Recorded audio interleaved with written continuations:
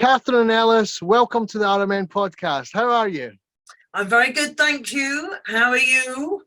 I'm very good indeed, very good indeed. And I mean, amazing to speak to you. You're one of the iconic voices of EDM dance music for sure. I've DJed all over the world through my career, and I've definitely dropped a good few Katherine Ellis tunes through my time. So it's a bit of an honour to speak to you, and it's fabulous to have you on. Well, I want to go back to the beginning though, Katherine, because my curiosity always gets the sort of better of me and wonders how someone like yourself gets into the industry in the first place. Well, I think, it might sound obvious, but I think first of all, you've got to decide that that's what you want. Because I think if you have a clear aim in mind, then it's easier to recognize the steps to take in order to get there. So I was from the age of 14, I was very much dedicated to having a career in music, having wanted to be an actress up till that point. So it was always going to be on the stage. The steps I actually took, although I'm from London, I sort of spent teenage years and part of my 20s in Brighton. So I joined lots of local bands and then kind of cut my teeth that way, because I think it's really important to just get lots of experience working in different situations with different musicians, learning different types of music, just get immersed. So, I mean, I really wasn't doing anything else. And then in my late teens, I got together with a piano player, and we were both really into jazz and old blues and soul and Motown. And we just learned all the songs that we liked, made ourselves a business card, bought ourselves a PA, went round Brighton looking for bars and restaurants that had a piano, put ourselves forward as an act, and ended up with sort of 3 or 4 weekly gigs around town doing that, whilst writing and recording our own original material with our band. And out of doing the gigs, we'd be asked to do parties and we'd get session work. So I think, the key really is to get involved. Yes, it's great being online, but there wasn't the luxury of being online when I started, and you actually had to get out there. And I actually think that's still true today. I don't think you can beat face-to-face and real networking and real friendships and relationships in the industry. People are much more likely to recommend somebody that they know and that they've enjoyed working with than someone they've just seen in a video. So from there, I think when I was about 24, I felt like things were taking too long, and some of the people in my band, I just don't think they were as ambitious or realistic as me. So to cut a long story short, I left Brighton, came back up to London.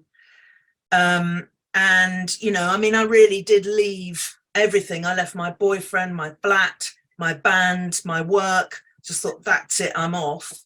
I think I had 20 quid, got on the train, met someone on the train who gave me another 20 quid because he was inspired by my Dick Whittington type story. And then I had family and friends up in London, so I stayed with my sister for a few days, stayed with another friend, Sarah, for a couple of weeks. And within that time, that first 2 weeks, Sarah had met someone at a festival who had a very well-paid job working for Shell Oil, and had a luxury 2-bedroom apartment in Victoria in Emery Hill Street, and was looking for people to live with, didn't want any money. So I landed on my feet there, and I lived there. Frank, still a friend of mine, married to another friend of mine now, lived there for a year, rent-free. I could walk into the West End, so I didn't need any money. And also within that first 2 weeks, I met someone at a busking carnival in Covent Garden. And again, people of today, we didn't all have phones. I didn't have a mobile phone or anything at this time. And we got chatting, and I said, I've come up here, I'm determined to sort of make it as a singer and take the next step. And he said, meet me here on Tuesday at 7 and I'll take you to this club. So I did. I turned up. There was no way to message him or ring him or anything. I just thought, okay. So I went back at 7. He was there. We went to this club, Singers, in the West End. And that's really where everything started up here for me, because within a couple of weeks after that, I was hosting it. And and within that first year, I had my first record out, which was signed by Andy Weatherall for London Records through Pete Tong's label. It was called Don't Dream It's Over. So I mean, that's really how I did it. I think. Where does the transition come in though for you between? I mean, you said yourself there, it's blues, it's jazz, it's Motown, it's busking, it's Covent Garden, it's that type of thing. At what stage did that opportunity arise for you then? And was it something that initially attracted you? Because I mean, I would imagine the background I've done on you is, you're a very technical singer. You're obviously a bit different to some of the other singers that do dance music or have done dance music. So I mean, was that a struggle for you, Katherine, or was it? And how did the opportunity arise? Okay, well, going back yes, Pete and I, the piano player in Brighton, we did that type of music, but that wasn't necessarily my favorite music. I don't have a favorite type of music. I like any music that moves me. It could be any genre. And I think originally I saw myself probably more as a sort of rock artist, like a sort of, I don't know, Blondie meets Fleetwood Mac type of thing. That was probably because I've got a very powerful voice, as you know. And I just like that sort of power singing, as well as other singing. But so really, I mean, the reason why I've worked in dance music is because I had an accidental hit. I mean, that is really that. It's as simple as that. I was actually signed to M&G Records with Paul Inder, whose father was Lemmy from Motorhead, and he's a brilliant guitarist. And he and I spent a long time working on songs and writing an album. We were managed by Hyperkinetics, who managed the Eurythmics and London Beat and what have you. And it was while we were making our album, I was doing lots of sessions. So I was doing session work for Almighty Records, for PWL, Reeve Duat, and various other people. And one of the people I'd done a session for, he was called Nick Lever, and his engineer was Bradley Carter, who became the half of the Rough Drivers. And he basically just kind of got me involved in their project. So Chris Brown from the Rough Drivers had United Dance. So I started off doing loads of happy hardcore sessions for them under United Dance, under different names, like not Four to the Floor, that was Almighty, with Slipmatt and Dougal and all these people.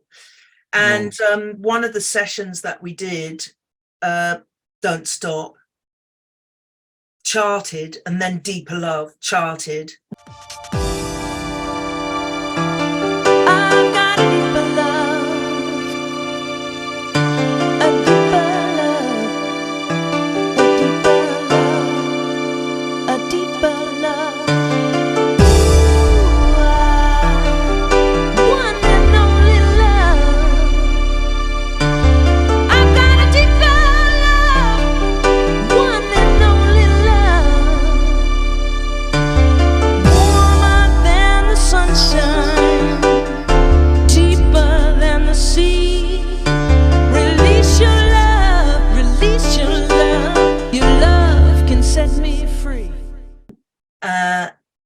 was the that's the Rough Drivers, isn't it? Yeah.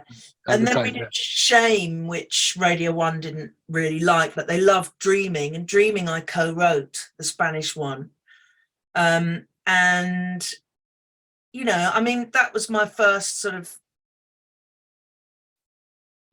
you know, I had a lucrative tour going around the UK clubs and Ibiza, and massive royalty check for the writing. And I just, you know, then I got my publishing signed to Ministry of Sound. So I think it's about being flexible. I mean, I just, you know, my aim was to work in the music business. I didn't have a particularly clear idea of where or how.